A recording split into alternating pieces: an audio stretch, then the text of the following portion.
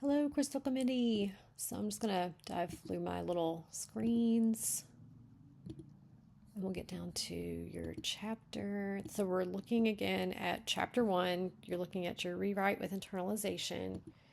And we're just going to get a little sip of water and then we're going to dive in here. Gosh, okay, let's see. I'm just going to start reading and we'll see what happens. The bedroom is pitch dark, with only the faint glow from the computer's power indicator cutting through the shadows. Sam lies cocooned in the warmth of her blankets, the quiet surrounding her like a comforting embrace. The door swings open, thudding against the dresser. She winces before the blinding light floods the room, stinging her eyes. Do you have a note? So is this supposed to be like is that you, or is someone else leaving you? Is this like someone else beta read for you? I'm not really sure. I'm gonna keep noticing those and see what those are. That's my initial thought. I don't know what that is yet. That first paragraph read fine. We're gonna keep going. Up and at 'em, we've got to go. Her dad's voice pierces through her sleepy haze. Sam groans, pulling the blankets over her head, desperate to block out the irritating light and her dad's relentless energy. But the sanctuary of darkness doesn't last long. She feels the covers being yanked away, her dad's hand shaking. Girl, I almost said her dad's hand shanking her. Oh my gosh. Oh my God. Are you sure you want me to read for you? Jeez. What the heck? Oh my God. Okay, let's try that again. Oh my God. All right. Seriously. She feels the covers being yanked away, her dad's hand shaking her. Oh my gosh. Still, can you believe that? I mean, seriously. Anyway, stop it. Oh my gosh. I gotta focus. Grr, Dad, she mutters, clinging to the last vestiges of warmth. You're the one who wanted to go with me, he reminds her. There's a plane down on the mountain. Come on.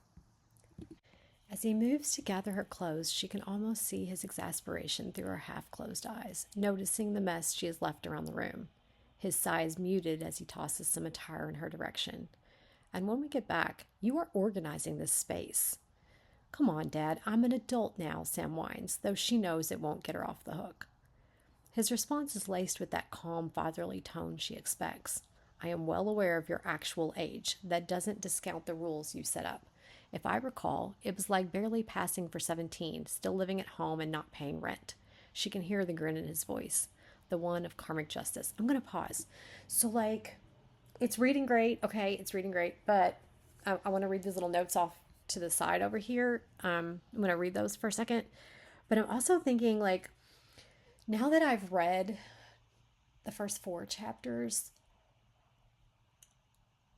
and I know I'm having some asthma, I'm sorry. And now that I know, it seems I'm not actually sure of Sam's age. So I don't know that we've actually said what that is. But when I first read this chapter, up to this point, she sounds like she's somewhere between 18 and her early 20s and living at home with her parents or her dad. And I just kind of really saw her as very young because of the way that this unfolded here. And now when I'm reading this part right here, I'm very well aware of your actual age. That doesn't discount the rules you set up. If I recall, it was barely passing for 17, still living at home and not paying rent. Now knowing there's this whole spy thing that I still have not completely figured out as far as her and her dad. We know Garrett is, but it sounds like her relationship with Garrett is complicated. And so now I'm looking at this and I'm rereading this sentence and I'm seeing it a little bit differently. I'm like, when I had read it, I initially got the impression that because he says that just the rules you set up, if I recall, it was barely passing for 17. So she's supposed to be pretending to be barely 17. And I'm just it just reads differently when you know some things. And I'm taking what little bit I know and I'm using it over, I'm using it over what I thought in the beginning. So I'm kind of overlaying that.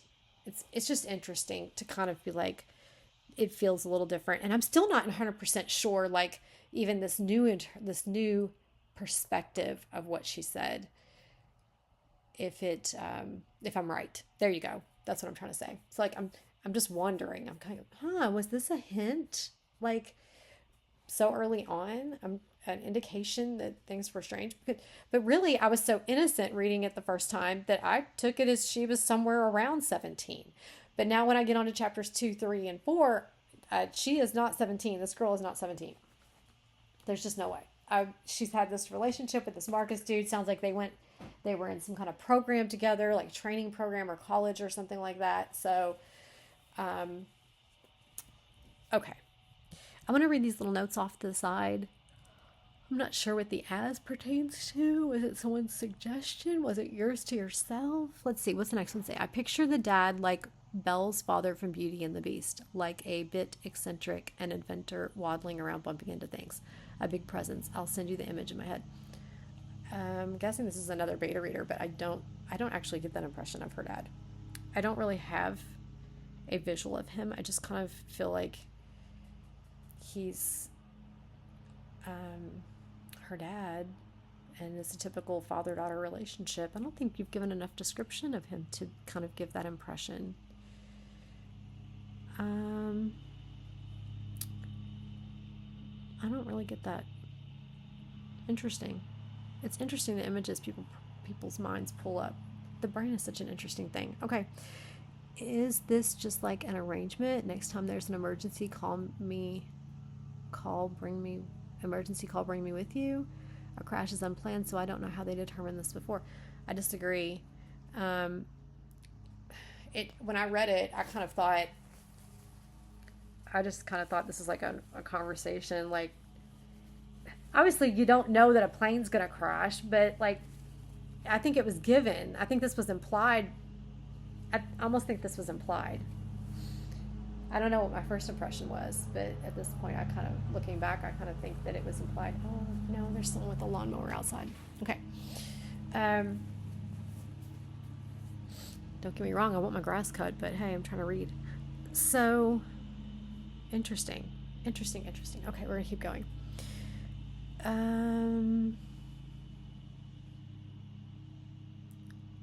She can hear the grin in his voice, the one of karmic justice. I love that line. She groans again, burying her face in the pillow. You're enjoying this way too much. Yes, I am, he admits with a chuckle. The devil is in the details, as you always say. Yeah, she mumbles, accepting defeat. Mini lecture done. I'm coming. A little privacy, please? I'll be outside warming up the truck. Don't take too long. I know, Dad. I just get this impression she's very young. I really did. I think because he had mentioned 17, that's kind of what I pegged her as, but as we went on, there's just no way. The door closes behind him, leaving her in the brightness he has inflicted upon her. Sam peels herself out of bed, the cold air biting at her skin, urging her to hurry. She tugs off her pajama top and reaches for a long-sleeved t-shirt, shivering as she slips it on. She then places a crystal on a leather band around her neck above the fabric. Okay, I have to agree. I did remember it. I mean, it's very important, so... The chill in the room pushes her to move faster. Long underwear, pants, and a sweatshirt follow in quick succession, standing before the mirror on her dresser. She frowns at the mess of hair sticking up every which way. Her hands pat at it, but it just stands up with a mind of its own. Why do I care? She mutters to herself. It's not like the snow and trees will comment. But she knows her dad might. Grabbing a well-worn baseball cap, she jams it on her head, tucking her short blonde hair behind her ears. I was stopping for a moment. I was like, comment on what? Oh, her hair. I had to stop and think for a second. I'm kind of frustrated because they're mowing the yard out there and it's loud and I'm trying to do something. And I'm like, I've got a second window. I'm going to close it to see if that helps because I don't want you to listen to a bunch of that while we're trying to read. Okay. Sam steps out of the cabin, turning off the lights, leaving the glow from the single bulb on the porch, casting faint shadows across the snowy ground. She shivers as she runs toward the truck. The vehicle's bold search and rescue lettering stands out in the darkness, a stark reminder of the task ahead. A trailer attached is loaded with snowmobiles and gear, all tied down and ready to go. She climbs into the passenger seat, pulling the door closed. I'm going to stop. Why is she highlighting these? Maybe she quickens her pace, careful not to slip on the snow-covered path. It's fine. You have it fine. It's fine. Weird hang-up, but she'll be in a plain cabin. I wonder if bungalow, A-frame, or log cabin might be a worthwhile switch. Probably not, but I thought I'd mention. What? What? Oh, okay, I see what they're saying. No, in this context, at this point, she's stepping out of the cabin that they were inside as a home. I don't think it's gonna come up. It did not confuse. I was not confused about where she was. Sorry to disagree with that as well. So, okay. A trailer attached is loaded with snowmobiles and gear, all tied down and ready to go. She climbs the passenger seat, pulling the door closed. Present, she mutters, the seatbelt clicking into place across her chest. Her dad hands her a large metal coffee cup as he grins. Coffee, strong, to wake up my navigator. Sam takes the mug, feeling the warmth seep into her chilly hands. Yeah, she mumbles, breathing in the rich aroma before sipping. The heat of the coffee feels like a lifeline, pulling her further out of the grogginess. She reaches for the folded maps on the dashboard. Coordinates? She asks. Her dad unzips his coat and frees a piece of paper, handing it to her. Sam pokes the button for the light above her, balancing the coffee in one hand and his scrawled notes in the other. The numbers swim before her tired eyes, and she has to blink a few times to focus. I remember really enjoying this part. I really enjoyed this beginning.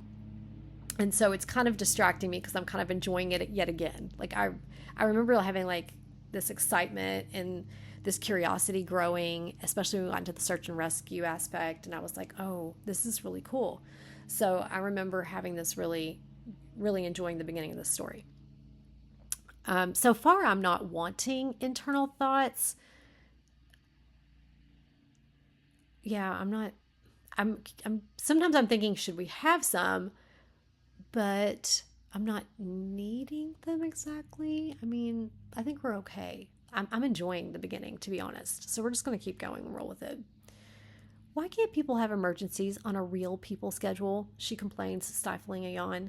That's not how it works, he replies. As they start down the snow-covered road, her dad drives with caution and urgency, the truck's tires crunching over the frozen ground. Sam spreads the map out on her lap, tracing potential routes with her finger, trying to shake the lingering fog in her brain. Her dad slows the truck as they approach a fork in the road. Sam looks up, weighing their options. One path has been plowed. The other is blanketed in thick, untouched snow.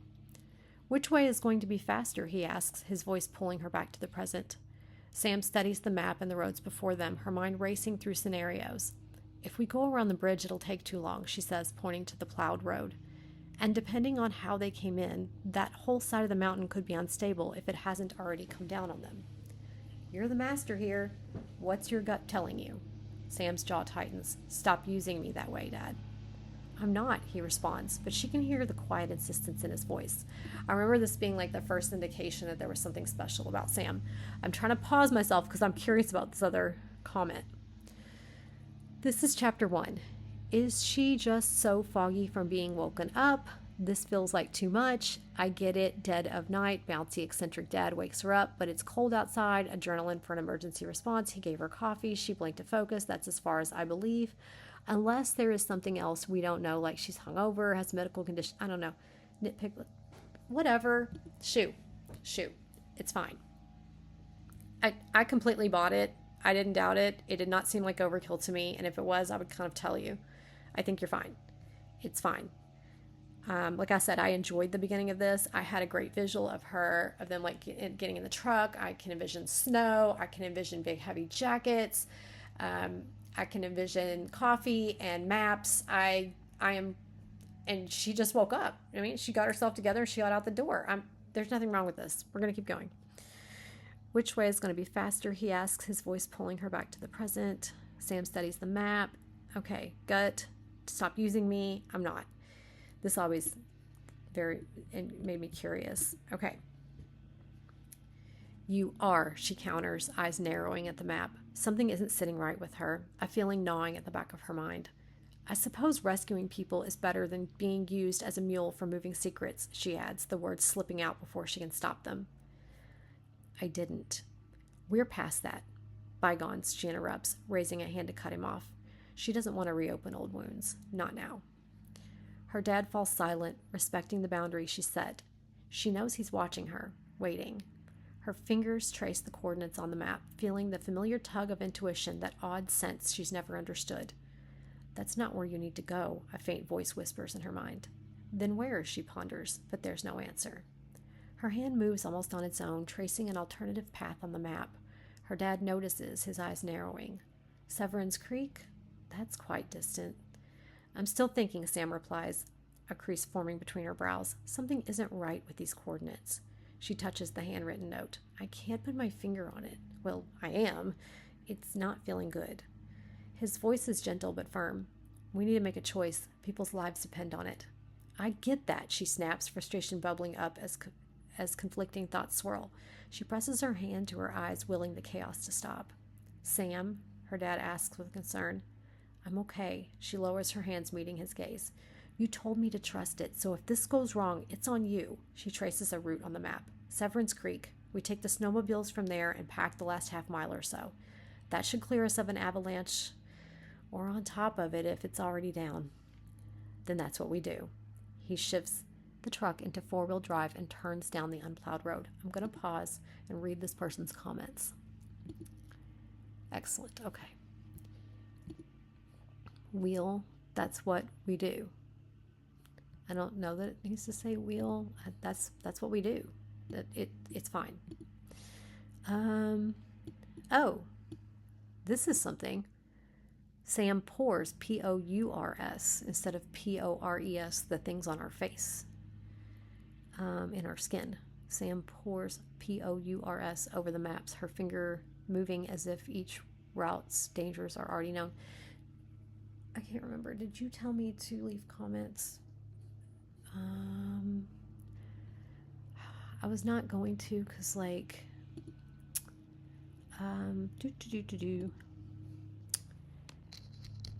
There we go.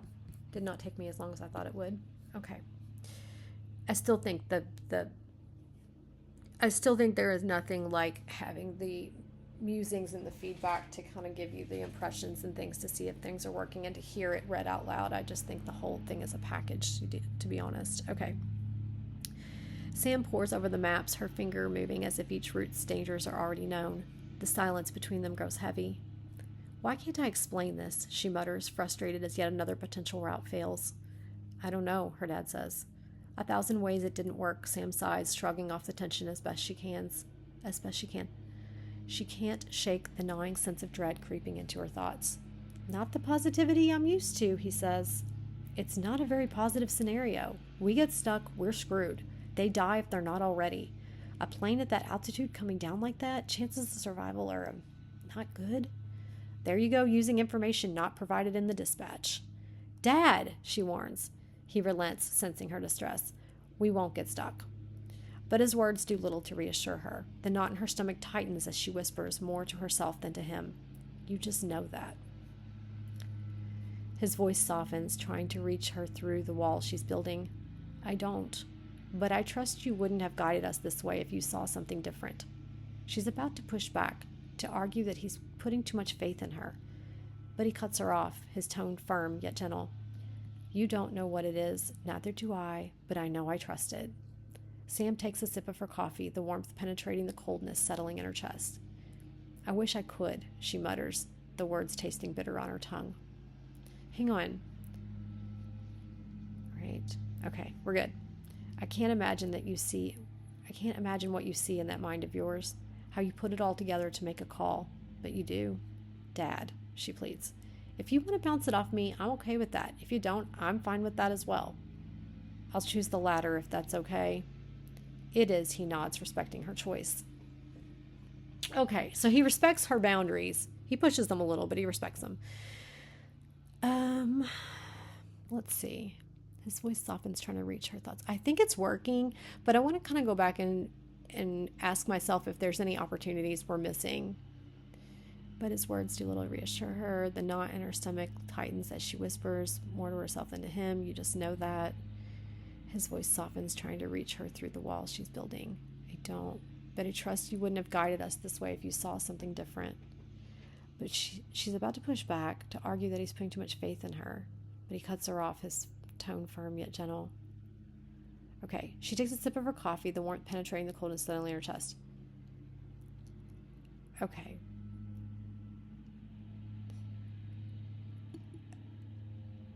Okay. He says, you don't know what it is, neither do I, but I know I trust it. And then she's saying, I wish I could. So she doesn't trust whatever this is that guides her, is what I'm getting out of that. I was wondering if there needed to be an internal thought there, like what she might be thinking about as she sips her coffee. But she's probably just thinking, I could assume, without you saying, I could assume she's just thinking about what her dad said. So I think it still might be okay. I was trying to figure out if there was anything that needed to be said. Okay. I can't imagine that you see in that mind of yours. Okay, let's look at your partners.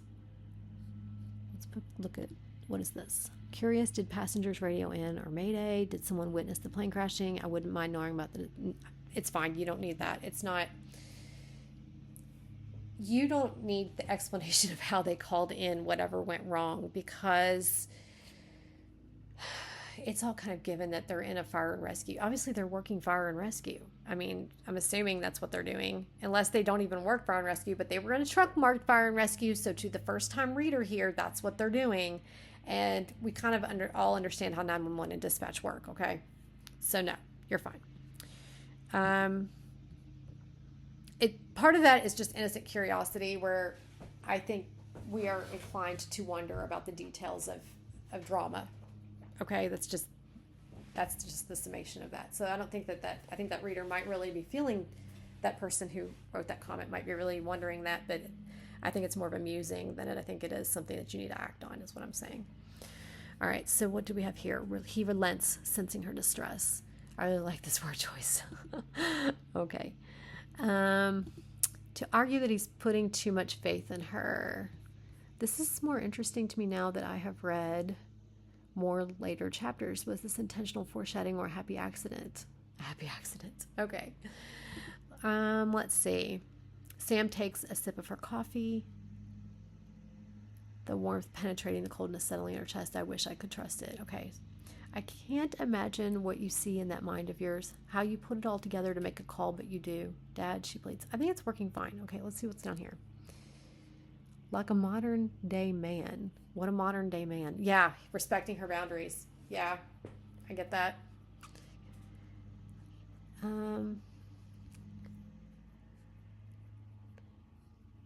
He's like Jason Bourne. I get a Jason Bourne vibe off of him. I don't have an age on him, but I definitely kind of like, I'm seeing a spy, kind of spy vibe. I do see him as a dad, so I can see him maybe as a middle-aged Jason Bourne figure. I feel like Jason Bourne's originally kind of like in his mid to late 20s, early 30s.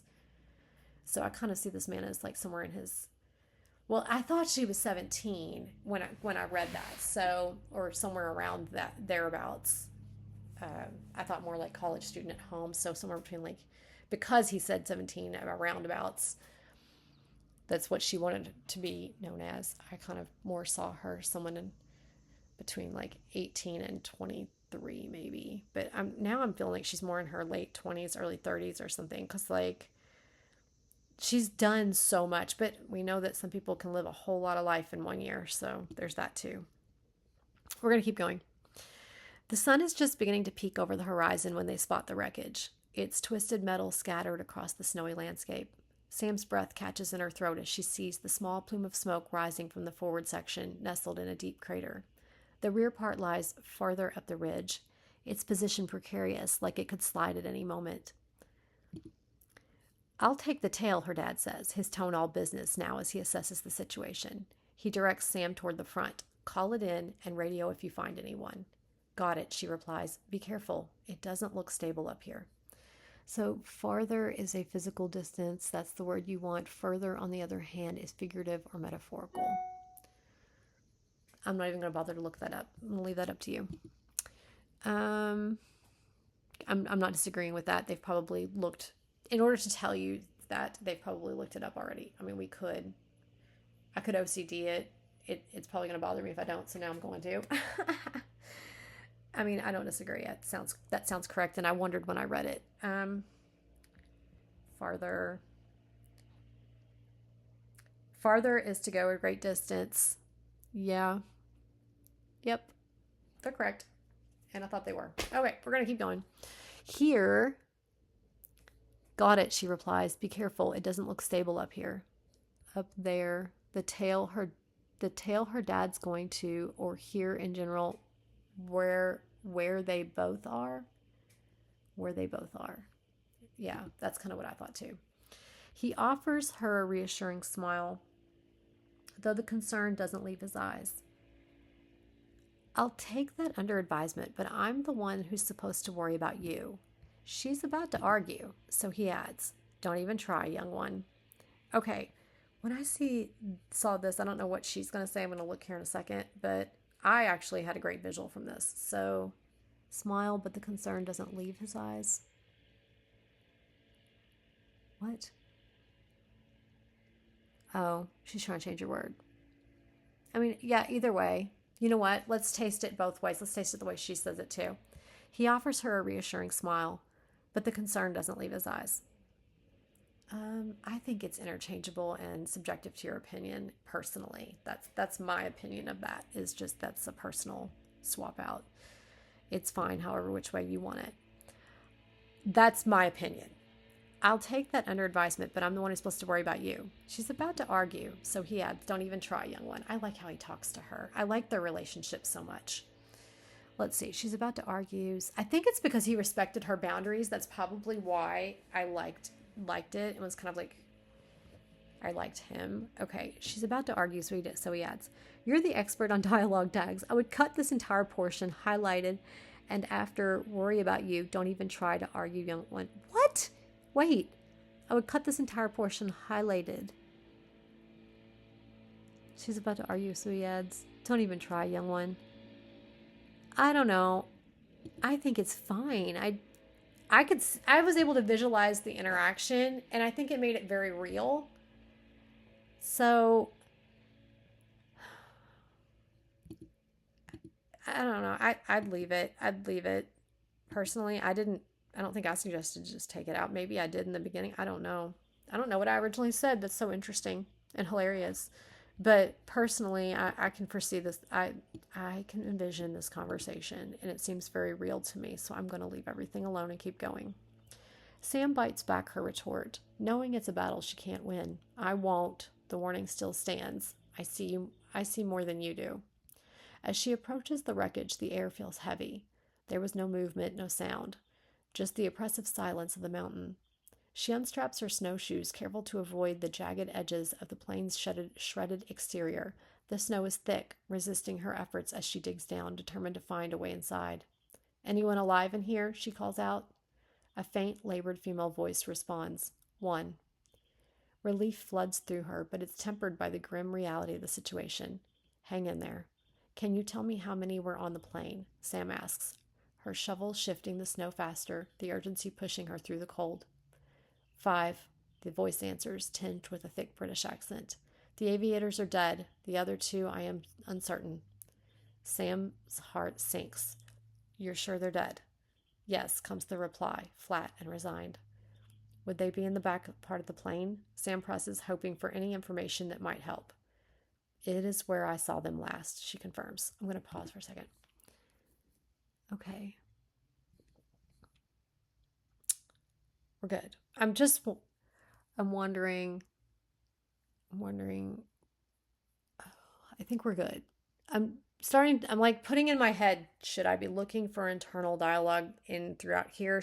Am I wondering what Sam is thinking? I haven't yet, but I might have been wondering like what her thoughts are, but if I find that spot, I'm going to try to show you the spot that I'm literally having that thought. Part of me is keeping an eye out for opportunities for it, so that might be the distraction that's happening to me while I'm reading. Is my brain is constantly going, do we need it here? Do we need it here? But I think we're okay so far. Sam frees her radio, her breath misting in the cold air. Dad confirmed 5 on board. I've got one alive, two dead. Copy, he crackles back. Sam shifts her focus to the woman trapped inside. My name is Sam. What's yours? She pauses her digging, listening for response. Silence stretches out. Are you still with me? Yes, the woman replies. Okay, I'm trying to look for a place to insert internal thoughts along this way. And so I'm wondering where it's like it's tricky because you're in a situation that is intense. This is what kind of things do we think when we're in a situation like that? I mean, she's calm because she's like trained in things, and even the person who doesn't know that she's like a spy person or has history with spies or any relationship, and I'm still not entirely sure on the depth of Sam, but when you see search and rescue, you know that those people are trained. So in their mind, I would imagine that if she is thinking anything along the way of here, she might be going through like a checklist in her mind of things that she needs to do. um, I think I don't, at this point, I don't have a solid recommendation of a particular spot so far. It is reading fine. But I'm wondering if we need to find a spot. And if we do, it has to be something. I'm inclined to keep going, and we probably will do that. But in the back of my mind, I'm also still musing where where if anything. I don't remember what I asked for in the first. I don't know how long it was before I started realizing that we needed some internal dialogue somewhere along the way. I don't know if it was at the end when I started to say that, or if I gave you specific places to tuck it. um so far I'm not needing anything, but at this point in this chapter I am wondering, should we have already had some thoughts from her by now? um I mean, because some of it with her telling you what she sees kind of lends itself to what she might be thinking, if that makes sense. Sam's breath catches in her throat as she sees the small plume of smoke rising from forward from the section nestled deep in a crater. The rear part lies further up the ridge, its post position precarious, like it could slide at any moment. See, like you kind of get what she's thinking about because she's observing her situation. She's observing the scene, and she's taking it in, and she's kind of assessing it for risk. All right, so she's identified what she sees and the risk, and so sometimes you're able to sense the mood um, based on how the person feels. That's why I think this is working fine without that, without internal anything. I'll take the tail her dad adds. He directs Sam toward the front. Call it in and radio if you find anyone.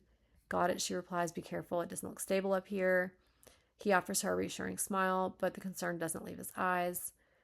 I'll take that under advisement, but I'm the one who's supposed to worry about you. I mean, I don't see any need for it there. Sam bites back a retort, knowing it's a battle she can't win. So literally, she's having a conversation right there. She's not going to argue with him.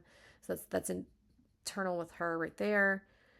She's making a choice. As she approaches the wreckage, the air feels heavy. There's no movement, no sound. It's an observation of space. She unstraps her snowshoes, careful to avoid the jagged edges of the plane's interior. I like that description.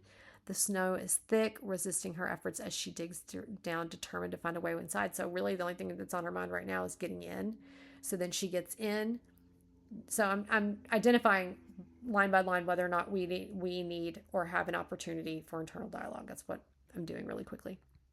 A faint, labored female voice responds. One, relief floods through her. So there's a sensation that flooded through her, tempered by the grim reality of the situation. So she's mentally checking herself. Do we need to say, I'm asking, this is amusing. Please do not take this as do this. This is me just kind of musing thoughts out loud, looking for opportunities. Relief floods through her, but it's tempered by the grim reality of the situation. Hang in there. Can you tell me how many were on the plane? I mean, if you wanted, you could tuck right here something along the lines of what would you be thinking as, relief. You're relieved that at least one person's alive. Okay. But then you immediately realize she's really realized here, reminded herself that there's probably people that are not. Um, I don't know if there's like I said, a checklist or some process or some part of the procedure that she's got to remind herself to do. Like we coach ourselves through things as we're doing, especially difficult things. We go back to what we're trained or taught, and we would repeat to ourselves, coach ourselves, talk ourselves through step by step what we need to do next. So basically, she's refocused, but maybe she has a thought of what she needs to do next, and then she does it. Maybe. Honestly, if you toyed with that idea, I would put it in a different color and see if you like it or if it just disrupts the paragraph. See if you like it and if it flows and helps it, and if not, you just delete it. That kind of thing. But I might use a different colored font if I'm not sure if I'm going to keep something or not. But if you're toying with it, that's an option. This is the spot you might toy with something like that. Hang in there. Can you tell me how many were on the plane? Sam asks, her shovel shifting the snow faster, the urgency pushing her through the cold. 5, the voice answers, tinged with a thick British accent. The aviators are dead. The other 2, I am uncertain. Sam's heart sinks. You're sure they're dead? I don't think we need an internal thought on that, because your action, her feeling, her sensation, and then what she says does the job. So I just don't think we need it there. Yes, comes the reply, flat and resigned. Would they be in the back part of the plane? Sam presses, hoping for any information that might help. That's almost an internal thing itself, Okay, we're going to keep going. It is where I saw them last, she confirms. Sam frees her radio, her breath misting in the cold air. Dad, confirmed 5 on board. I've got 1 alive, 2 dead. Copy, he crackles back. Do we need he? I don't know. Do you need a he there? Maybe. Sam shifts her focus to the woman trapped inside. My name is Sam. What's yours? She pauses her digging, listening for a response. Silence stretches out. Are you still with me? See, the things that Sam is saying here lend themselves to what would be her internal thought. You would just be repeating yourself. So, redundant. You're doing fine. It's reading well. Yes, the woman replies. And that's the other thing. It's an intense situation, so there's not a terrible lot of internal thought in high tense, fast situations. Okay, we're going to keep going. Are you hurt? Sam asks, trying to gauge how bad the situation is. Nothing life-threatening, returns a rasp. Yeah, I would cut that on too. Say returns a rasp. Yeah, okay. Sam digs until she can see the woman buried beneath the snow, her back against the cabin wall with a slope of snow separating them. So we got that echo. Sam digs until she can see the woman buried beneath the snow, her back against the cabin wall with a slope of snow separating them. You could do pile. You've got a word echo on snow, but you could say pile of snow separating pile with a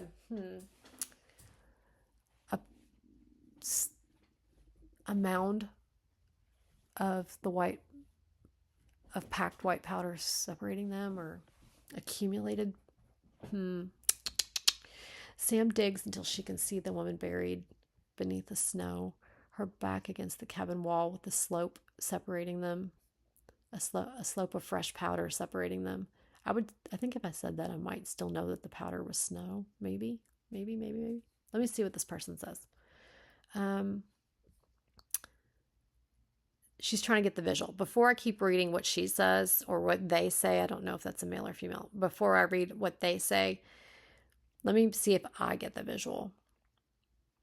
Sam digs until she can see the woman buried beneath the snow. Okay, so I'm assuming I'm seeing Amanda inside the plane. Did we describe okay, so her dad is working on the tail, right? Her dad went to the tail. Yeah.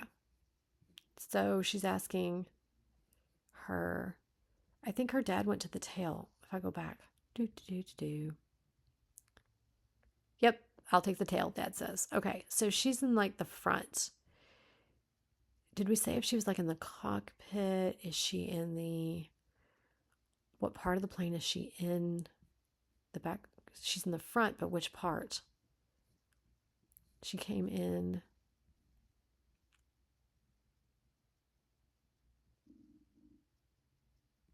I'm looking back to see if we said she approaches the wreckage. We got the snow is thick. Did we have her like pull on a door? The snow is thick, resisting her efforts. The jagged edges of the plane's shredded exterior. Okay, did the plane split in two? Did it break? How big is the plane that her dad's on the other end? She's on one end, and yet all that stuff, I guess she's inside when all that stuff happens to him. Um, I think if we said, and I apologize if I'm overlooking it because I am scrubbing for the dialogue part. But the question to this visual, I honestly don't know that I'm getting a fantastic visual either. It's just that I don't know what I was trying to envision them, but I wondered where they were. The cabin wall. So I know she's inside, but was the door open? Did she pull the door to the plane open? I'm assuming she just opened the plane door and went in. I wondered how snow got into it inside the plane. But she's saying the woman's buried in the snow, but I'm assuming she was inside the plane. Sam digs until she can see the woman buried beneath the snow, her back against the cabin wall with a slope of snow separating them. So is the plane broken half? And that's how the snow got in? Was the door, did Sam go in through a door, and was the door open and then snow blew in that way? At what part does she find Amanda? Like, I understand she's found her here, but like, where is Amanda? The cabin wall. So I'm envisioning Sam in the doorway and Amanda against the opposite wall, and snow has blown in through the open door into like a pile that separates them. Maybe that's kind of the general visual I've got. Let's see what she's got here. So it's a small plane, like 8-passenger size, and the cabin. Okay, so here's the thing. It's an 8-passenger plane, but her dad went to work on the tail of it. That's not that far away from her. But again, I have to remind myself, she's inside. I'm like, what happened outside? Anyway, I'm not going to focus on that right now. I lack proper terminology, but let's say your torpedo shape, you have the front portion that houses the instrument and pilots, the body, the cabin, and the tail. So Sam's dad is looking through the tail, and she just made her way to the body. Now, is it a cylinder shape or just twisted metal? I honestly don't have a good visual. The snow has gotten into any metal framing that remains, or is Amanda like thrown into the snow, buried in snow? Sheesh, good thing they got to her before she freezes. Okay. That must be so frustrating. I hate it when somebody doesn't get my visual, but I'm not getting an excellent visual either. And I was trying to figure out, I remember in the beginning, first time reading it, trying to wonder how she got in, how the snow got inside the plane, how she got inside the plane. I don't know if I said it all out loud. I don't remember what I said. Interesting. But at this point, for you, I want to keep it simple so you're not having to stress over it or make a whole lot of revision over making clear how a plane looks. I kind of envisioned it either, when I was trying to rationalize how snow got inside, I envisioned one of two scenarios. Either this plane was broken in half and Amanda's like Sam has walked up through the split half and found Amanda buried in the snow, in like, it might help to show what is around her. If she's against the wall, but the wall is broken, I don't know. Is she deeper inside toward the front? If the middle of the plane is broken in half? I mean, with a couple of words, this is where you'd want to fit it in. But then you might back up to where, has Sam gone in yet? Let's see. Is she just talking to her? Like, anyone in here? Is anyone alive in here? So was Sam already in the plane when she approaches the wreckage? She's giving a sense of what it feels like. The jagged edges of the plain shredded exterior. That's why I kind of envisioned it as split in two. And then she's just kind of walking up to the split. You might want to say that. If I'm getting this visual right. If I'm not, I apologize. And then what does she climb past broken seats to find Amanda flopped against a wall? She's buried in snow that's piled up against the wall. Oh, I have to leave it to you. I'm just kind of musing it out myself. Okay. Anything broken, bleeding, immediate concerns. You might say concerns. Sam asks, scanning the woman's condition through the distance and darkness. I'd make that plural.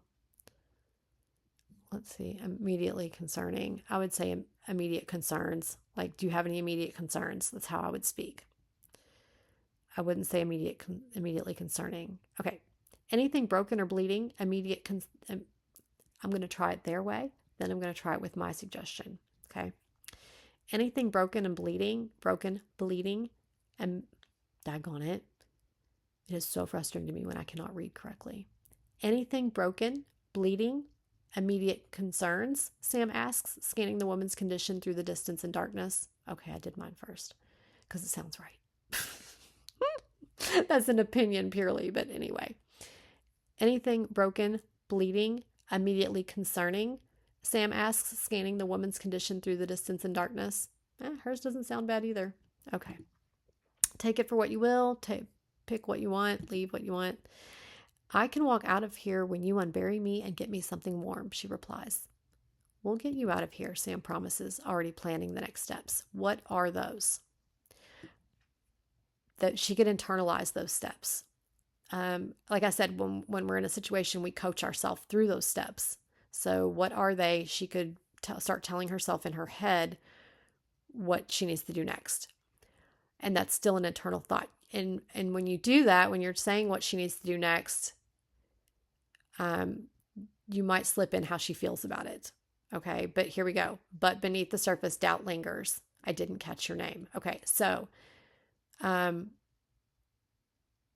yeah, you might internalize what those steps are and then maybe say, but she had her, I don't know, Sam promises, but she had her doubts. I don't know. It might be fine. It might be fine. These are just thoughts. This could potentially be an opportunity, maybe. But honestly, I like it the way it reads. So if we were looking for opportunities to put in internal dialogue, we could potentially put internal dialogue here of some sort. It may cause us to have to rework our sentence, though, which is really annoying because it's currently working.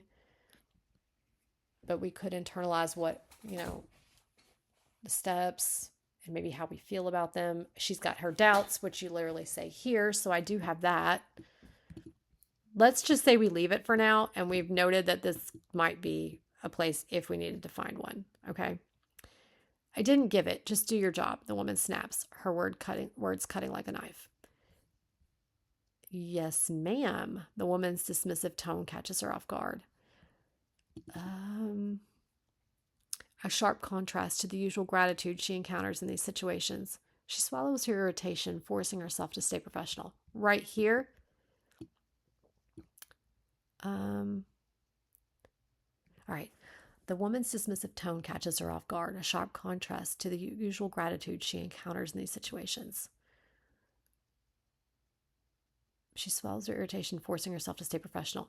You know what she could do right here is she could argue with herself, like try to, I don't know if it's a Sam thing to do, but sometimes if someone pisses me off, I might immediately try to rationalize why they're behaving that way. Like, obviously, this woman's been in a plane crash. Sam might try to rationalize why the woman's acting this way. Like, you first have your reaction of, wait, why are you being nasty? I'm trying to help you. But then try to rationalize it with, well, she has been through a plane crash. So, I mean, most people may not act like this, but everyone's different. I don't know what Sam's musing might be as to trying to rationalize that, but I kind of want to know Sam's feeling. She's irritated, but you tell me that she swallows her irritation. But what is the feeling of irritation? She's caught off guard and she's irritated. What is her mental thought right here? I guess her thought was that people don't usually act this way.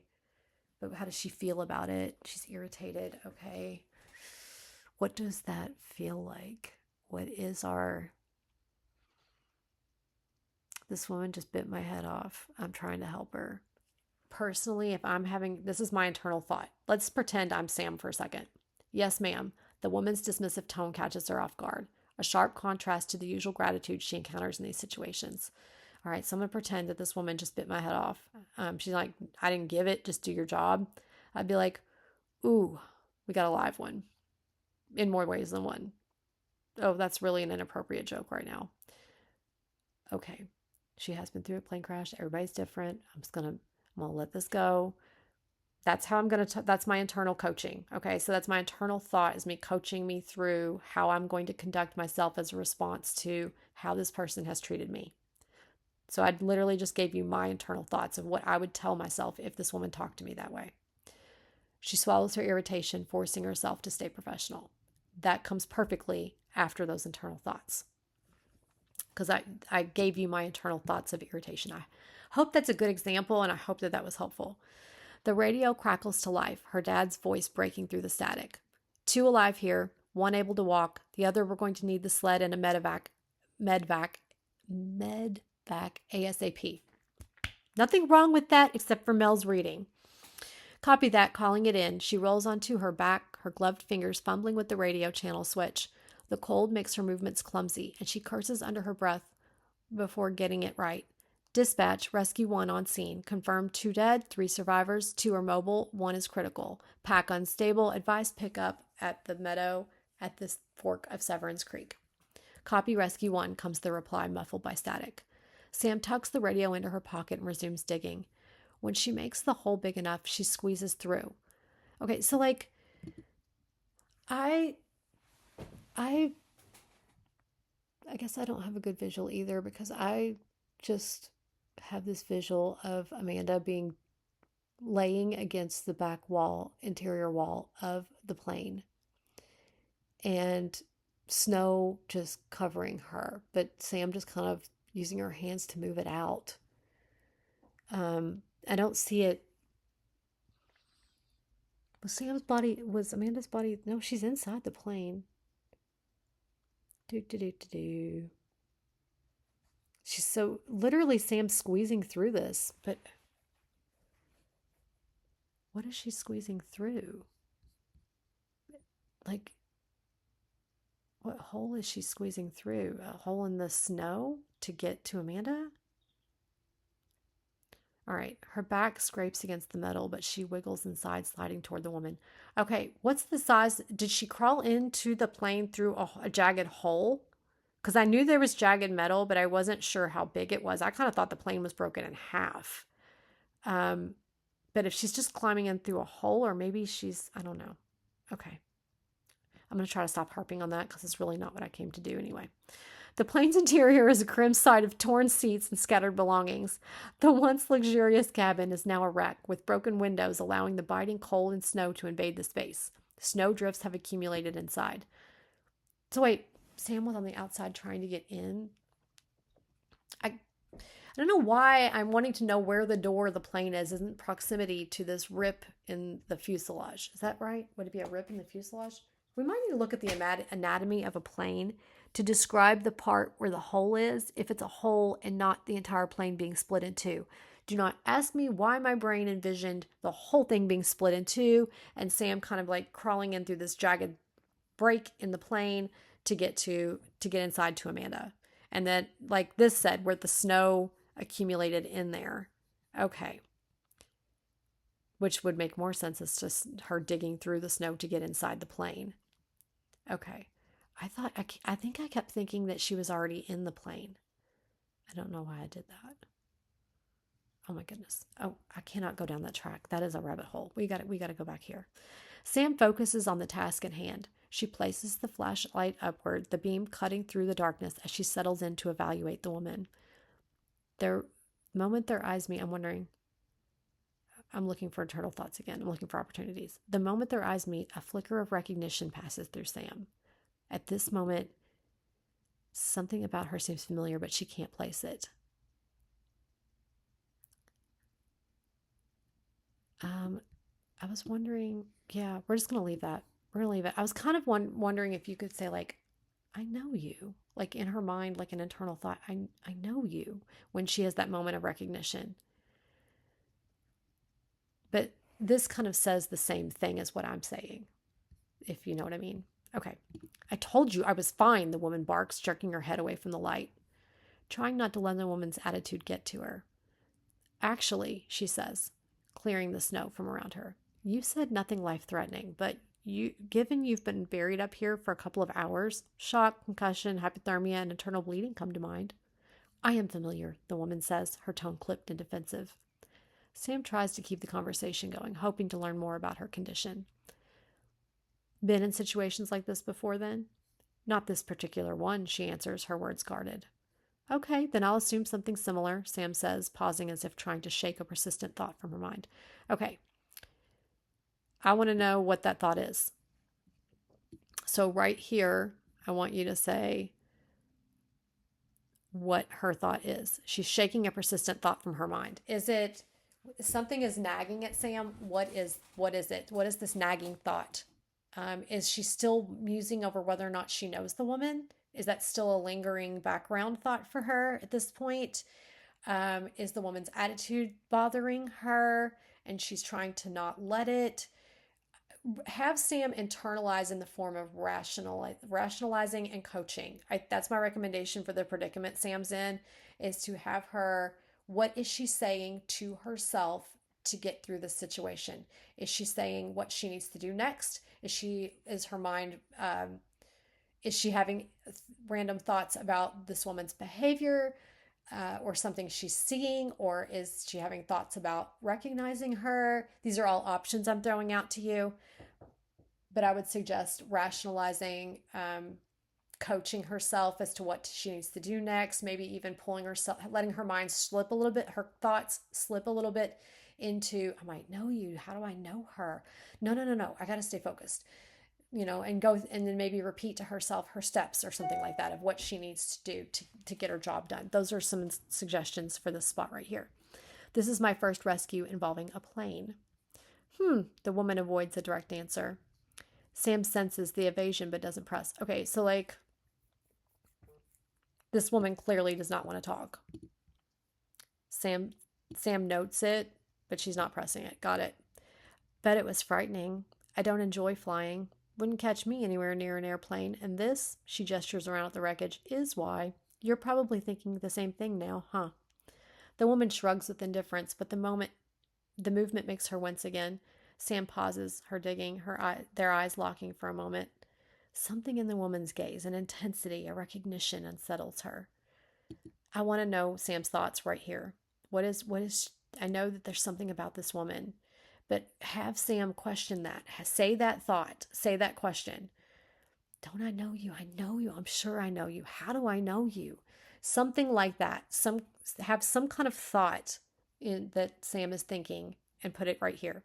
And then have her shake her head as if trying to clear that thought. Instead of Sam shakes her head. Don't say this right here. Just say she shakes her head, but the feeling lingers. There you go. Because this is telling, where right here you're going to show us by telling us, you're not telling, but by saying what the thoughts and questions are that are the nagging. You're going to say what those are. Okay. Don't worry, we'll take good care of you. It's not far to the snowmobiles, and then it's only a half hour to where the chopper can pick up your friend, Sam assures her. Wait, what? Did this woman mention a friend? It's Amanda, I know the woman is, but did she mention a friend? What? Don't worry, we'll take good care of you. It's not far to the snowmobiles, and then it's only a half an hour to where the chopper can pick up your friend, Sam assures her. What? Did she mention that she was going to pick up a friend? Or did she say there was someone else? I think she said there was someone else. No, she said one. She's the only one alive. The aviators are dead. The other two, she's uncertain. Did the dad say that? Oh, wait, did the dad already say that he found someone? I'm focusing on looking for internal dialogue. I might have missed it. 2 are mobile. 1 is critical. Pack unstable. This was her dad, right? Rescue 1 on scene. Confirmed 2 dead. 3 survivors. Yeah, that's dad, right? She rolls onto her back, her gloved. Copy, calling that in. Okay, hang on. The radio crackles to life, her dad's voice breaking through the static. 2 alive here. Okay, so he found 2. 1 is able to walk. All right, so that's the friend that she's referring to. Sorry, I'm sorry. It's purely because as I'm reading, I'm literally looking for where Sam can have internal thought, and so I'm forgetting what our information that I already know. There is nothing wrong here. You're fine. Okay. I know you get it, so I'm just gonna move on. The woman doesn't respond. Her eyes now focus on Sam's movements, analyzing her actions. There is a tension, a silent battle of wills. Family, Sam poses, trying to break the silence. The question hangs unanswered. Coworker? Acquaintance? Do you know them? She sits up, wiping sweat from her forehead despite the cold. She pulls off a glove, unzipping her coat to get some air. Okay. Don't think. I'm trying to figure out if there's an opportunity there or not. I don't need it. I kind of maybe, I don't know. We do think constantly, but we don't want to constantly give thought if we don't have to or need to. Yes, I know them, the woman replies, her voice trailing off as her eyes catch the shimmer of the crystal on Sam's necklace. Anyone I can have dispatch contact? Then let them know you're okay, Sam offers. No, the woman's tone is firm, final. The word hangs between them, thickening the tension. Sam looks at her, sensing the unspoken weight behind the response. Okay, I didn't mean to poke a nerve.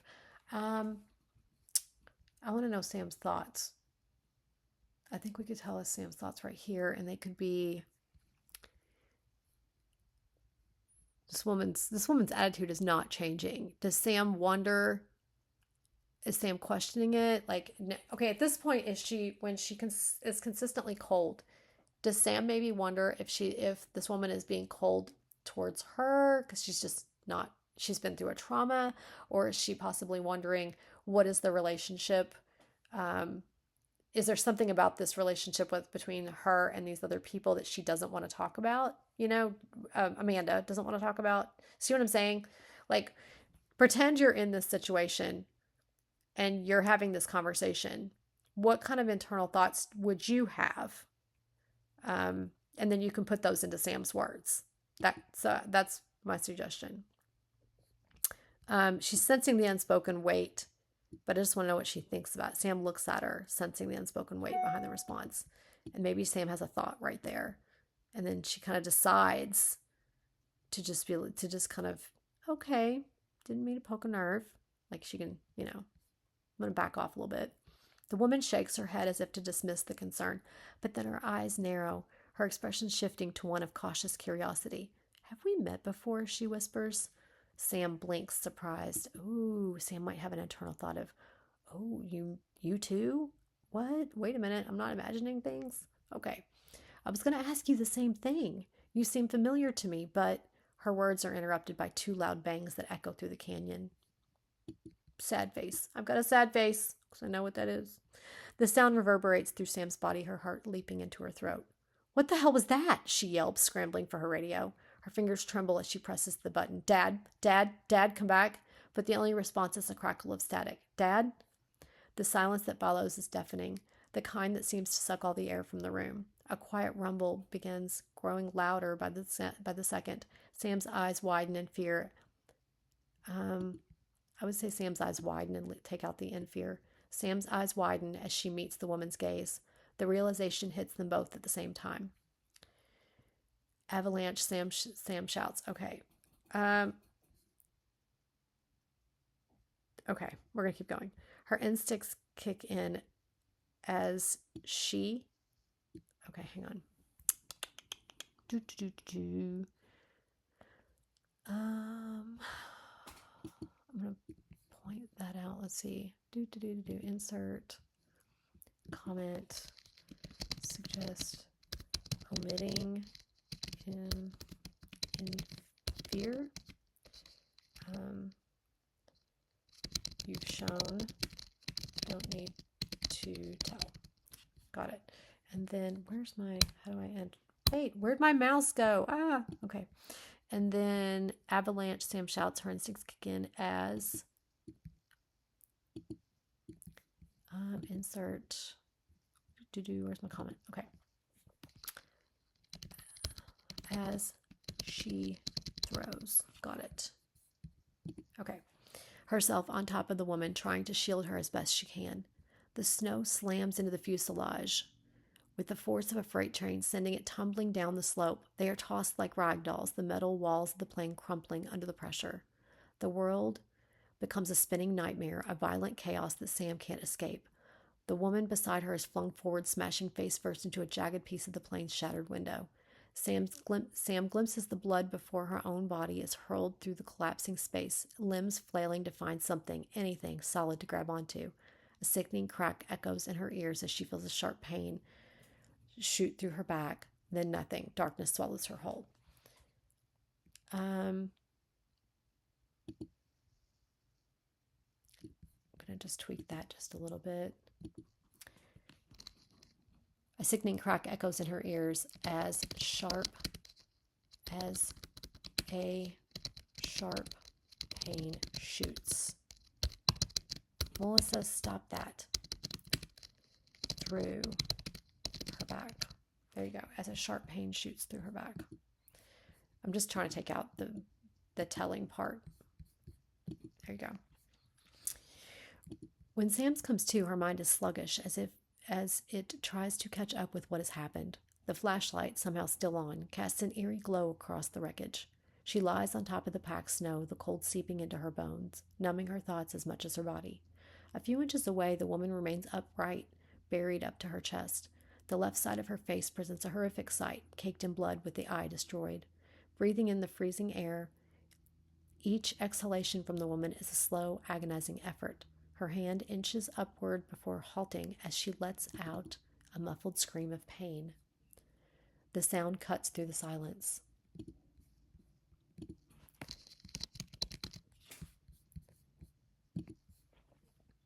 Sam blinks, trying to clear the moisture blurring her vision. She takes in her surroundings, the dim light making everything look nightmarish. She rolls her head to the side, her eyes locking onto the woman's mangled face, the blood staining the snow beneath her. Ouch, Sam whispers through clenched teeth. Ma'am? Miss, please say you're okay. The woman responds with a soft whimper, her body trembling with each shallow breath. Sam winces at the sound, knowing it means she is far from all right. I'll take that as a no. Bad? Sam asks. Dreadful, she groans, the words dripping with agony. I almost want that to go. I feel like it's a little bit too much. Let's just try to read it as the plain old she groans. I know sometimes we want the extra, but let's just see how it reads. Let me just tag this really quick. This is...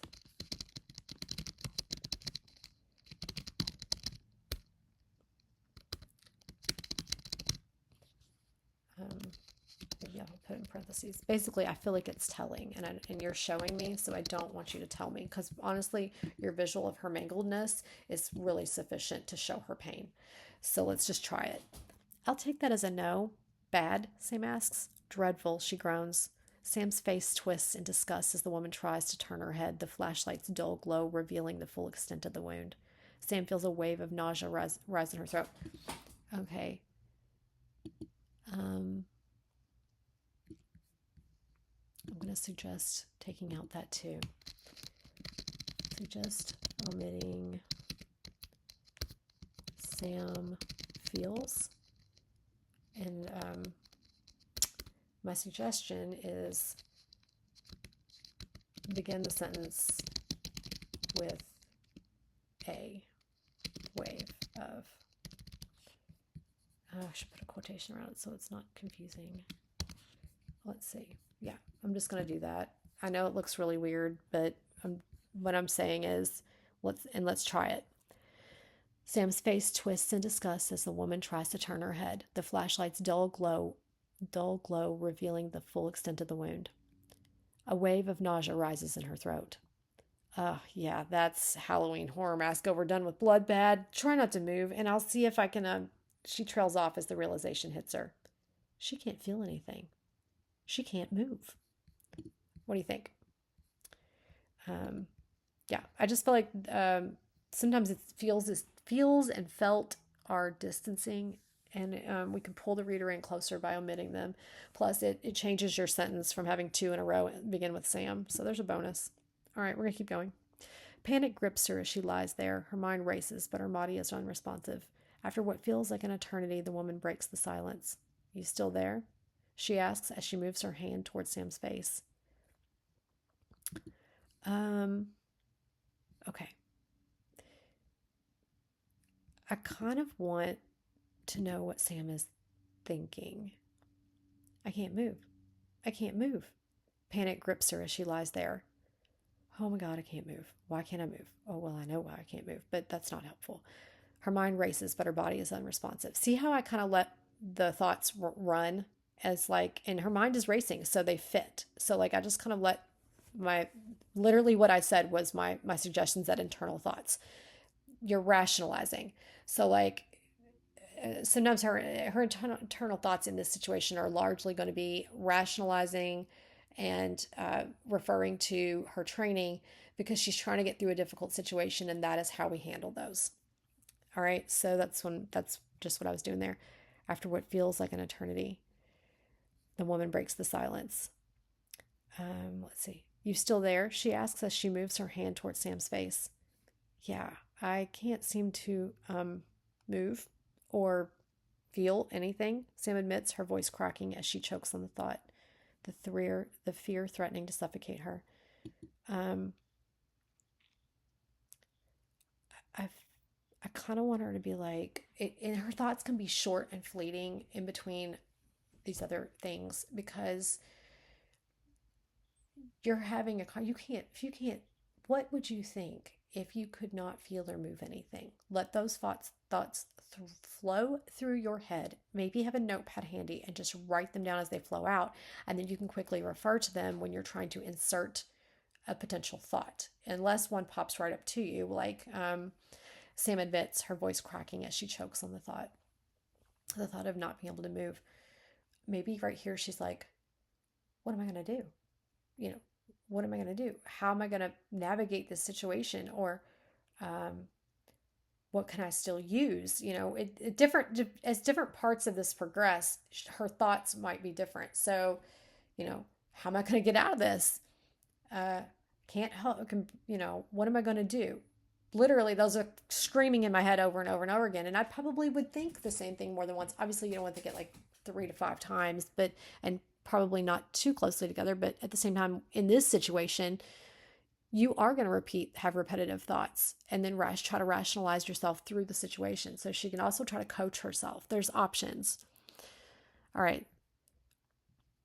So hold still, the woman instructs, her tone calm but commanding. The woman's hand moves toward where Sam's voice had come from. Her touch is methodical. From what I can appraise, you're not bleeding, but I cannot be certain. Is it dark in here or flashlight visible, but your left eye, it's totally shredded, and I'm guessing blind. Sam attempts.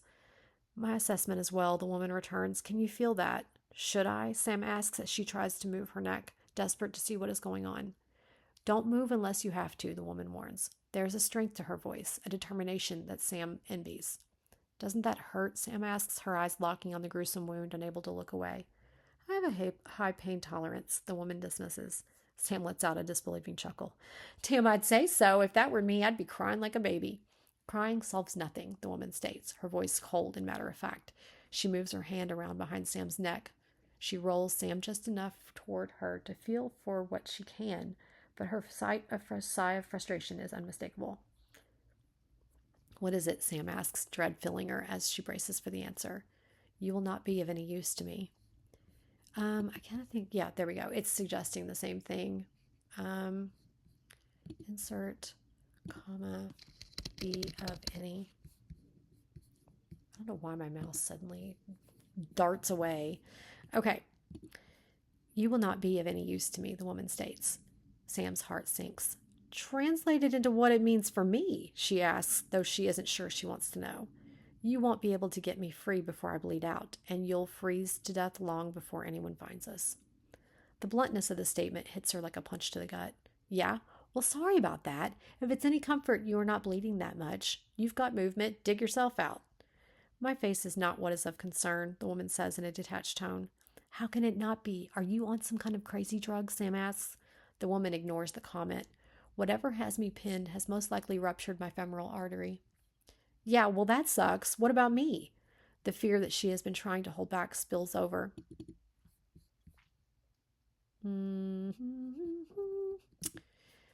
Comment spills. Um, let's see. She doesn't want to die here. Not like this, not with a stranger who doesn't seem to care about her own fate. The woman's voice cuts through the haze as if to satisfy a whining child. Feels like a clean fracture. Her fingers continue to probe behind Sam's shoulder. Sam's breath hitches. Of what? My spine? Huh? Are you sure? The woman's silence is worse than any answer. Not knowing and letting my imagination run amok is not good because I have quite the vivid one. Ignorance can be bliss, the woman says, her tone distant, as if speaking about something else. Sam scoffs. Yeah, really? Doubtful. I prefer knowledge and absorb it like a sponge. Where there is a will, there is a way. You just have to figure it out. You would if she trails off into silence, rolling Sam back onto the snowpack. Are you having trouble breathing? She asks, her voice regaining the clinical calm. Not really, Sam answers, though her mind is still spinning with questions. The woman's hand moves to her neck, taking her pulse. Okay, what are the questions that her mind is spilling with?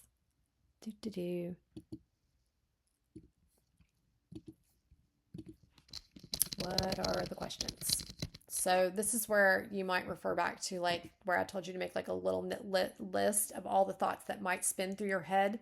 Um, and you could, if you have a long list of them, you could use different ones throughout this where you deem appropriate, where you're trying to insert what her thoughts might be. They might be a little bit scattered. They might jump around. They might be a little repetitive in places. But if you rationalize yourself into the situation and you make a list of how you might feel, what might go through your mind, then you're going to have that to refer to insert here. I hope that helps. The woman's hand moves to her neck, taking her pulse. Is your satchel close by? The woman asks, and Sam notices her accent beginning to fade, which tugs at something deep within her memory. Recognition teases the edge of Sam's mind. How does that make Sam feel? Does she want to peer deeper at it, but she can't because she's trying to be aware of her situation? Does she have an internal thought about that? It doesn't have to be a long one. She might still be have the nagging wonder of how she knows her and something about her accent. Yeah, okay. Well, you've already said something about it. Is tugging at her memory. This might be fine. I'm just musing. You can ignore me on this. Okay. You mean my pack? No, not that I can see or that you could reach, but don't worry. There is a beacon in my coat for these emergencies. There was already another team heading this way. Besides, my dad is out there. Your father's dead, she states, the words hitting Sam like a cold slap. As are we. Her hand brushes against the leather band holding the necklace around Sam's neck. No, he's not, Sam spits back. He's a survivor just like me. All I have to do is wait for him to find me. The naivety of youth. The woman starts but stops short, her tone carrying its regret. Any friend of yours will be far off course. What are you talking about? Sam demands. The woman's cryptic words are wearing on her. You're not family, not friends, not coworkers who crashed with you? Yes. There's something you're not saying about this whole mess. Dodging at every turn, Sam tries to piece it together, but a significant aspect is missing. When she's trying to piece it together in her mind, I kind of wonder, does she have like a summary in her head of of the clues that she's trying to put together? And then that would help show the missing, that there's a piece missing. It's just a thought. The coordinates you were given, do they match the location you came to? Sam pretends to mull it over, but she already knows the answer. Now that I think about it, no. I just trusted what I knew. Huh. She continues her assessment of Sam's condition. You a doctor or something? Sam asks. Once upon a time you could say I was, the woman responds, almost nostalgic. Kinda young, aren't you? I don't mean that in a bad way. Doctors have all those years of medical school, and I'm a lot older than I appear to be. The woman's hand traces down the band of Sam's necklace. Sam chuckles. Yeah, can't understand the feeling, she says, trying to inject some humor into the situation. The same could be said about me. But her eyes stay locked on the woman's face, the recognition nibbling at her ear. Her ear! Oh my gosh! I cannot believe that just slipped out. That's so funny. Nibbling at her. I guess because people nibble. Oh my gosh, goodness. That's hilarious. Okay. Okay, whatever. But her eyes stay locked on the woman's face, the recognition nibbling at her. If Amanda was to start nibbling on Sam's ear, that would be really awkward. It's driving me crazy. You see, I have this perfect memory, and I have seen you somewhere before. I remember everything. I mean, everything. Eidetic memory, the woman murmurs to herself, but Sam hears it clear as day. Yeah, so if you know what that is, you understand why that's impossible. We have crossed paths, just not in your lifetime, the woman mutters. She lets her finger caress the crystal with reverence. It shimmers, casting tiny rainbows in the darkness. Do you know what this is? What it can do for you? The woman asks, her voice low yet intense. It's just a rock on a necklace, Sam retorts, trying to sound dismissive. Is she trying to sound dismissive or is she just dismissive? Because I think it might read better if you said that. Consider Sam retorts dismissive. If I could get my act together and type right too. Yeah, anyway, food for thought. It's more than that, she insists. Okay, it's sentimental. It's the only thing I have of my mom's. A pang of sadness fills her chest. Or filled. It suggests filled. I feel like, yeah, I would go with filled. Or let's go with filled. I like it better. We'll go with that. It's not even a real crystal. Some synthetic knockoff that she kept in a cheap... Could you please take away your suggestion? Cheap jewelry box. Never wore it until... Never mind. Sam retreats from the personal revelation. I'm wondering, okay, so... I mean, I kind of understand all the feelings that she's having and with the words that she says. So I don't know if I need internal musings from Sam here. But honestly, if you were thinking about your mom who you lost, you'd probably have some internal thoughts like, don't think about that right now. It's not helpful. It's not going to help you right now. Don't do it. Don't go there. You know, something like that. See how it doesn't have to be a big, long, profound thought. It could just be short, coaching of the self, you know, like don't think about it now, not now, you know, that kind of thing. But it is, you are certain you do not know. It's important to me, okay? Sam snaps. Well, I can't stop you. I can ask you kindly to keep your paws off. There is assistance to be had here for both of us, but I need you to trust me, the woman says, softening. But there is an undercurrent of urgency. Trust you? I don't know you from a hole in the wall. The woman's demeanor makes it clear that this isn't a situation where Sam can afford to hesitate for long. Whatever is happening feels bigger than both of them, something she can't quite grasp yet knows is important. Tell me your name, Sam says, hoping to connect it with a memory. That is what it takes to earn your trust, the woman asks as she shifts, her movements deliberate and focused. She wiggles her hand through the snow toward her left side, grimacing as she pushes through the packed material. What are you doing? Sam questions, suspicion mingling with curiosity as she watches the woman struggle. I'm wondering if I'm reading the wrong document. You sent me a couple of them and I thought I found the right one. I thought this is the one you said to read, but I'm not noticing any internal thoughts in here. So I'm like, did I miss it? It's no, it says internalization up there. Okay, let's keep going. What are you doing? Sam questions, suspicion mingling with curiosity as she watches the woman struggle. The woman's hand emerges from the snow, covered in blood, clutching something small and bendable. Sam recoils as the woman touches her face. Can you see this? She asks, holding the object close to Sam's eyes. Yeah, black thingy. Looks like a fridge magnet, Sam responds. Though, why you think it's somehow worthy of trade? Oh, never mind. She relents, too exhausted to argue. Continue. A series of numbers and letters is on one side, lower corner. Can you see them? Her tone grows more urgent. Growing. Yeah, I think it's fine the way it is. Sam squints, struggling to make out the details. Kind of hard. It's black and it's darker than shit in here, she mutters. Yeah, I think so. Turn it clockwise, 180 degrees. The woman complies, rotating the object as instructed. Make sure you get all 38 digits. Sam squints, straining her eyes. Your blood and snow are all over it. I can't see it all. The woman wipes it clean with her thumb, clearing away the debris. Doesn't matter. I'll remember it just like having a picture. What I don't understand is why it's important now, right now. They can't find this on me, dead or alive. Do you understand? The gravity of her words settling over them like a heavy blanket. Yeah, got it trapped in my noggin with all the other useless information. What is it? Sam's curiosity is piqued, but a sense of dread lingers, making her question whether she wants to know. The woman takes a deep breath, then, with great effort, bends the card in half, breaking it. She locates both pieces and snaps them again, her movements slow and deliberate. It'll be fine if they find it on you, she whispers as she places the broken parts in Sam's pocket. Sam frowns, her mind churning. Something important, I take it? Yes. A hesitation, followed by a long, drawn-out pause, makes Sam uneasy. She can see the debate warring within the woman, as if she were preparing for the most significant moment of her life. You will comprehend everything shortly. You need to believe what you are feeling and experiencing. It has to be protected at all costs, including my life and yours if necessary.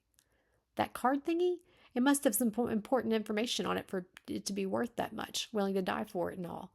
But yet you broke it, so no one can use it. Well, unless they're uber technical, which they probably are, but even then, you always talk this much, the woman interjects. Sam pauses, an anxious snicker escaping her lips. When I'm nervous or in pain, not feeling anything other than a cold nose. So nerves. Justified. Justified, given we're both going to die up here. And you're rambling on about gibberish and a little black card with strings of numbers on them, making me remember them because what? Can't you? I get it if it's a combination, or better yet, a bank account. No, the woman states, her tone leaving no room for argument. But Sam isn't done. Too long, even if it were more than one with the pertinent institutions. Not so reputable ones? No again. Her mind continues to cycle through all the information she's processed over the years, trying to make sense of it. Decryption code? But no one is dumb enough to write it on the device. I've been around. That's just stupid. It is, the woman admits. No, it has to be more. Key code fits. Something happens to you or me. Sam's voice wavers. Someone else finds it who has the other half. Connectamundo. Census made. The key is unlocked and super secret information is provided, right? Possibly, the woman returns, the word laden with implications. And that right there is what we call a yes, but you're too... Whatever, insert your choice of words there. Pretentious, stubborn, self-absorbed, protective, uptight, so on and so forth to admit it. But I hit it head on. You know it, I know it, and thus I must ask, why do you defend the castle when the walls have already fallen? The woman takes a breath, seeming to realize that she is up against an equal who can see through the layers of her defenses. It is of little consequence in the grand scheme of things that could happen, but it is a connection that could lead them to my involvement. The other, I can't explain. You must be accepting and open for this to work. For what to work? You're not making any sense here. Probably because of the blood loss and all. Sam's mind is spinning as she attempts to keep up with the woman's cryptic words, feeling like she is on the edge of something monumental. No, I am clear of mind and thought, the woman says, her voice laced with a tone Sam can't quite place. Sam is about to respond, but she stops, sensing a profound shift in the air. The woman's overwhelming emotion is almost palpable, hanging between them like a heavy mist. Sam lets the silence stretch as an unspoken acknowledgement that the moment is not hers to interrupt. Whatever the woman is about to share feels sacred, and Sam respects that despite the confusion welling inside her. The woman breaks the silence, her voice softer, but weighted with a truth she seems to have carried alone for too long. I have not spoken my true name, nor identified with it, since I realized what I was and what I was to become. Sam feels the surrounding air thicken, the hairs on the back of her neck rise, a primal response to the energy filling the space. She draws in a breath, half expecting it to be difficult, but it comes easy. There's an undeniable receptiveness, as though the woman's unspoken plea for understanding and aid is tangible, wrapping around Sam like a physical force. Sam stammers, her words clumsy as her mind processes what her senses tell her. Okay, so I'm stopping right here. Sam stammers, her words clumsy as her mind processes what her senses tell her. I'm wondering, what are her senses telling her? Okay, her words are clumsy. What's her mind processing? What are her thoughts here? What is she kind of toying with? What is she sensing? Yeah, I think maybe. We're going to keep going, but those are some musings right there. This might not go as expected, the woman murmurs. Sam's eyes widen, watching the woman clutches the. Hang on. Sam's eyes widen as she watches the woman clutch the crystal. Maybe? Hang on. Something's not working right there. Insert comment. Widen. Suggest. So that's always a question. I'm never sure. Because ultimately all choices are made by the author. So this is a musing or a thought. Sam's eyes widen as she watches the woman clutch the crystal, or clutching the crystal. Clutching. Maybe if I could spell clutching correctly. Okay, I'm just gonna leave it like that. I'm not gonna put punctuation on it because it's a thought, incomplete thought. Okay, squeezing it as if drawing strength, or perhaps releasing something far more dangerous. The vulnerability in the way she whispers, "My true and given name is Amanda," sends a shiver through Sam. "What are you?" Sam starts, but the question dies on her lips as an overpowering sensation washes over her, flooding her senses. "Expecting," she breathes out. The stone in Amanda's grasp glows, light radiating out in a cascade of colors that swirl around Sam like a living force field. The intensity builds, growing so bright it blinds her before being drawn into the crystal as if the fabric of space had reached out and pulled it back. She watches in stunned silence as Amanda's hand heats, the skin glowing orange. Smoke curls from her flesh, but Amanda doesn't let go until the last moment. When she does, she presses her palm into the snow, the steam rising as the heat is extinguished. "What was that?" Sam asks with awe. "The only way to keep it safe," Amanda replies, her words turning into a muffled cough. Sam's concern deepens as she sees blood trickle from Amanda's mouth, a crimson streak against the snow. Sam is about to speak, but something inside her shifts before she can. Her vision blurs, her breath hitches, and pain, so raw, so intense, it feels like her very soul is being torn apart, erupts from within her. The scream that tears from her throat is not just a physical sensation, but deeper. The agony is all-consuming, an invisible wave of energy exploding outward, emanating from the center of their shared suffering.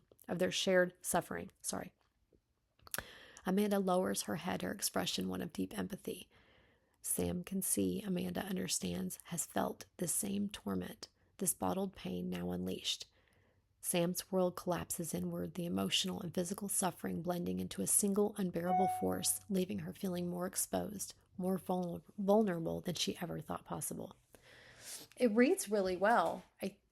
It all read very smoothly. I floated right along. A lot less suggestions this go around. Just a couple of things here and there where you might tuck something, and I tried to offer up what it is you might tuck. Yeah. Okay.